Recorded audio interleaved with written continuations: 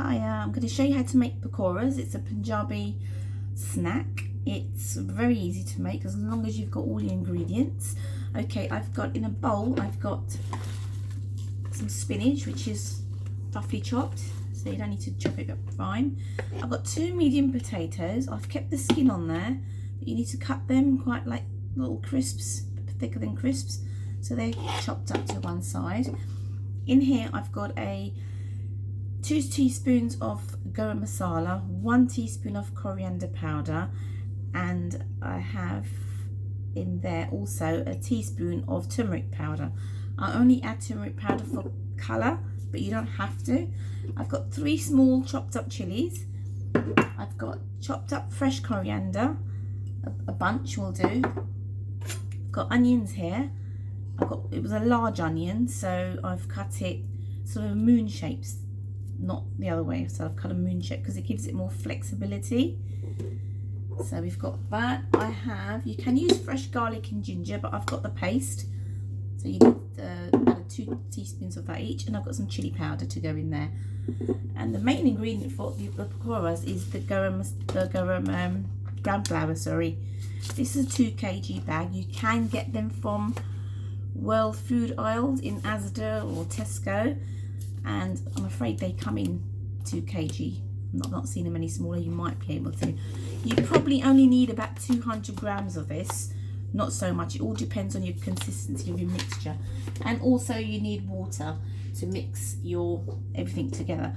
Okay, the first thing first is you put everything in the bowl. Everything goes in there, your spices, chilies, all of it, coriander, the onions, they all will come apart when they do. Right, salt, you put to taste. Now I'm going to put I'm going to put 2 teaspoons for now.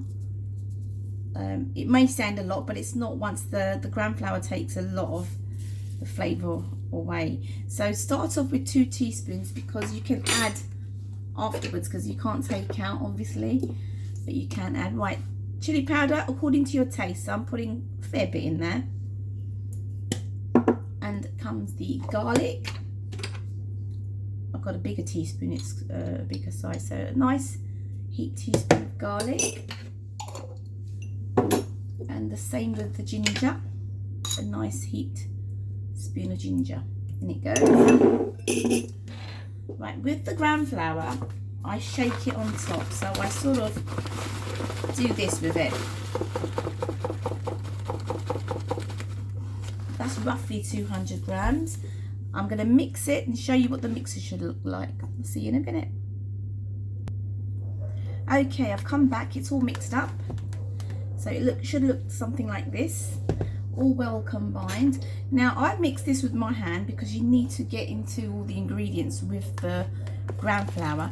Now if you listen to that sound, that's what it should sound like. So I'm now using a spoon. You hear that sound? That's what your mixture should sound like. That means you've got enough coating on all of the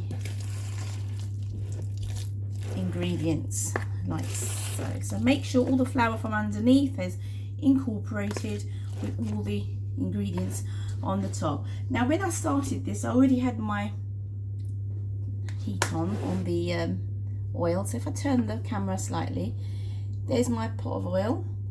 It's halfway. Now I always have this in the oven all the time, so every time I need to make this, I have the oil there. But if you don't want to keep the oil like that, what you can do is let it cool down, or when it's cold, put it in a bottle.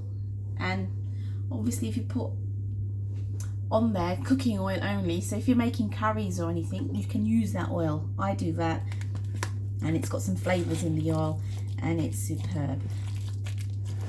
Okay, we'll get to frying, we'll get back to you. Okay, my oil is now hot enough to put the pakoras in. I'm going to use a spoon. I normally do like to use my fingers, but I use a spoon because you might not want to dip your fingers into the oil and spam. So you take a little bit like this, and then you just pop it into the oil, And the reason why I like doing it with my hand is you can actually grab a little bit of everything. With a spoon it's a bit harder. So there you go. Right, I'm going to use my hand now, so I find it easier. So you just grab it, potato, an onion, little ball, and then just drop it in there. So you've got to be a bit quick at this because the first one's already halfway cooked. So you drop them in. It doesn't matter about shapes and sizes because that's the beauty of these. They're small, big, all different shapes and sizes. So as you're getting the mixture, just give it a stir, grab some, and pop it in there. About, say, depends on how big your fryer is obviously, so say about 8 to start with, and then I'm going to go wash my hands, let them fry, say for about 5 minutes.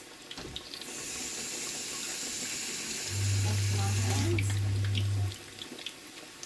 Yes, the problem with this is you have to keep washing your hands because you don't want your handle of this to have dough all over it. So as they're frying, now you're going to just give them a little turn like you would anything else, like if you're frying spring rolls or something else. But yeah, if they're sort of stuck together, just help them separate. That's looking nice.